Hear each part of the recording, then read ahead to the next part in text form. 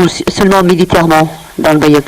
Non, pas spécialement. C'est une région d'élevage où il y a des steppes, où il y a de l'alpha qui était exploité par certains colons, qui n'étaient pas nombreux d'ailleurs. Et il n'y avait pas de présence coloniale à proprement parler. Il y avait surtout une présence militaire très forte dans la région. Vous avez fréquenté le lycée franco-musulman, il y en avait 3 sur tout le territoire algérien. Quelle était cette particularité? Donc vous avez joué d'une double culture, ce qui a fait votre force, mais quelle était cette particularité de la création de ces lycées franco-musulmans à l'époque? Vous savez, les lycées franco-musulmans, il y en avait 3. Il y avait celui de Tlemcen que j'ai fréquenté, et puis celui d'Alger et celui de Constantine. Oh, ça remonte à très loin.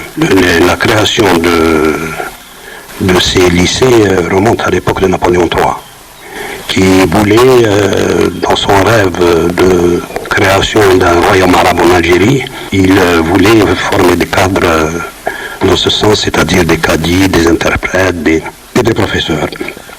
Donc il y avait plusieurs filières, chacun choisissait la sienne. Et j'ai eu la chance d'entrer c'était par concours d'ailleurs, j'ai eu la chance d'entrer au lycée franco-musulman de Tlemcen, où je suis resté quelques années, puis ensuite je suis allé à Alger pour faire mes études. Et les particularités, c'est que, je peux le dire modestement, mais très objectivement, c'est une formation très solide dans les 2 langues. Très très solide dans les 2 langues. Ça, je crois qu'il n'y a qu'un exemple qui peut ressembler à le lycée franco-musulman, c'est le lycée Sadiqia de Tunis.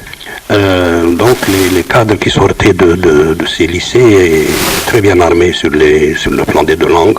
Ils maîtrisaient, je peux m'exprimer ainsi, assez parfaitement les 2 langues.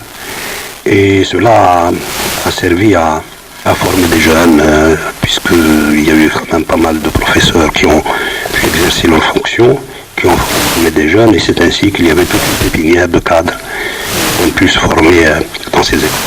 Il y a aussi un élément caractéristique de ces lycées, c'est que il y avait je crois, plus qu'ailleurs, une plus grande conscience du sentiment national. Plus grande conscience du sentiment national. D'ailleurs, la plupart des